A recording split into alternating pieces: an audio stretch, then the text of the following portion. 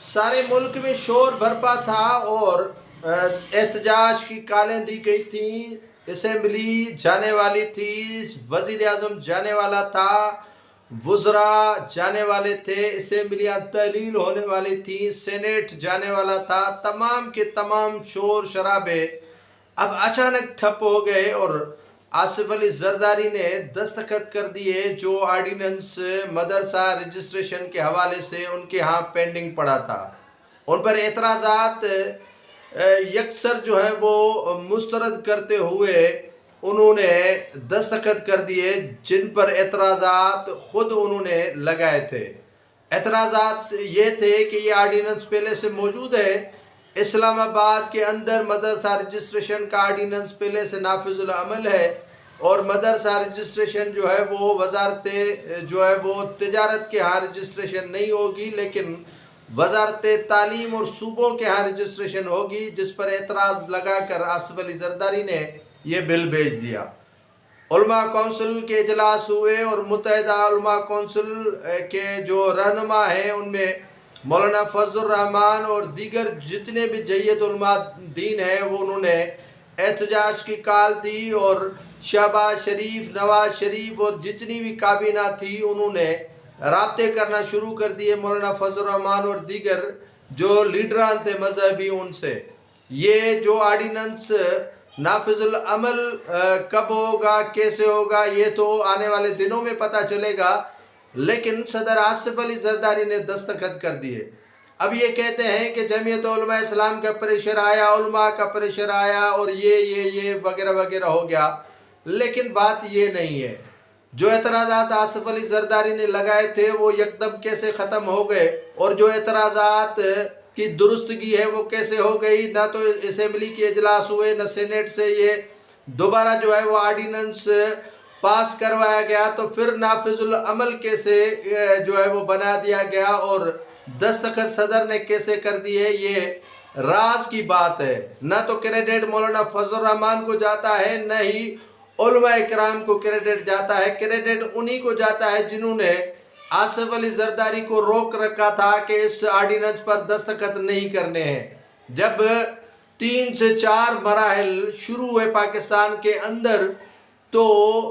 دستخط جو ہے وہ کرنے پڑے، کیونکہ حکومت 3-4 محاذ پر لڑنا نہیں چاہتی تھی۔ ایک تو افغانستان میں جنگ شروع ہو چکی ہے، افغانستان اور پاکستان کی جنگ شروع ہو چکی ہے اور اسی جنگ کے دوران جو سابق وزیر اعظم ہے عمران خان، انہوں نے افغانستان کی حمایت کرنا شروع کر دی۔ اب حکومت جو ہے وہ بند گلی میں پھنسنا نہیں چاہتی تھی کہ 3-4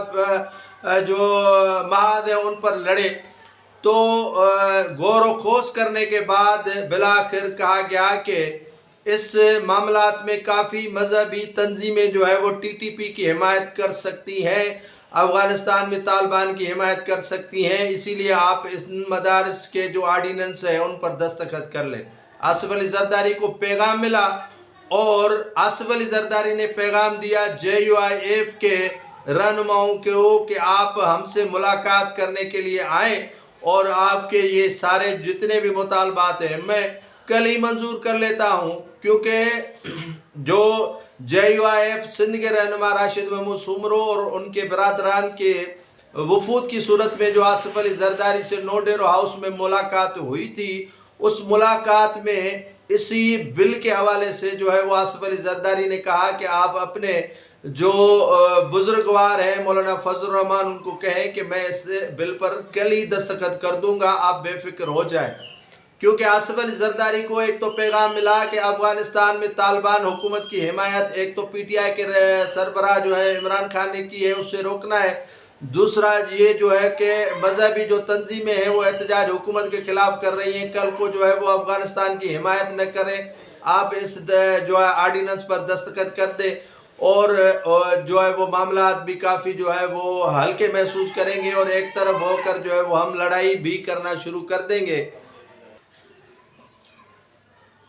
جس کے بعد جو ہے وہ صدر آصف علی زرداری نے دستخط کر دیے اور دستخط کسی سیاسی جماعت، کسی سیاسی رہنما، کسی بھی ایسے رہنما کے کہنے پر نہیں کیے، لیکن مقتدر حلقے جو ایوان میں ان کو بٹھائے ہوئے ہیں، انہی کے جو ہے وہ خواہشات، انہی کی سفارشات، انہی کے جو ہے وہ حکم پر منون عمل کیا آصف علی زرداری نے، اور دستخط بھی کر دیے۔ اور مولانا فضل الرحمان کو ایک اور بھی پیغام انہوں نے دیا کہ جتنے ہم سے دوریاں رکھو گے اتنے ہی آپ کے لیے پریشانیاں ہم بنا سکتے ہیں۔ اور آپ نے ایک بال کا مجھ سے اٹھا لیا ڈاکٹر قیوم سمرو، تو ہم نے آپ کے 3-4 بالکوں کو اپنے گود میں بٹھا لیا، اور اس بل پر آپ کے احتجاج اور آپ کے دھرنوں کے اعلانات کے باوجود بھی ہم نے جو ہے وہ اسے لائٹلی لیا اور دستخط کر دیے۔